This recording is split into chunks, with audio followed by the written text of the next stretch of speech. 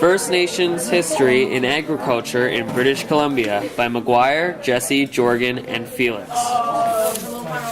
Years ago, colonials believed agriculture was a hallmark of civilization. Therefore, First Nations were considered uncivilized, and the government wanted to make First Nations farmers.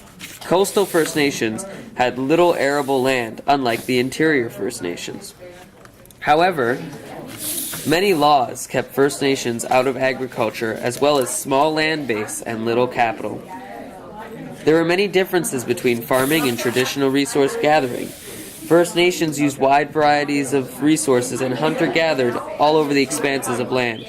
Agriculture was more labor-intensive.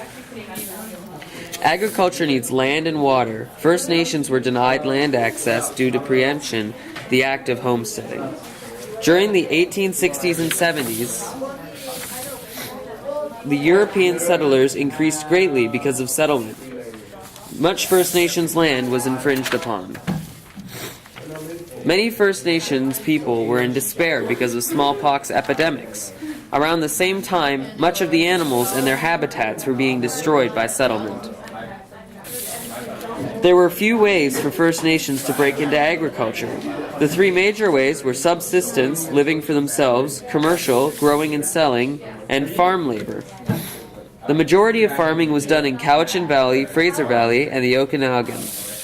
First Nations were successful for a while, but restrictions made commercial farming an uphill battle. Many First Nations turned to farm labor. Luckily, seasonal farm labor rounds matched up with traditional seasonal rounds.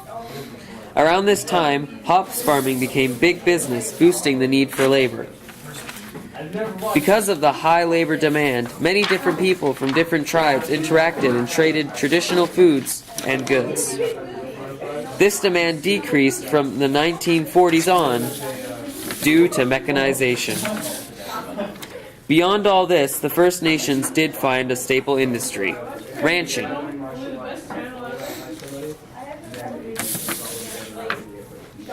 Cattle ranching began in Caribou around the 1860s.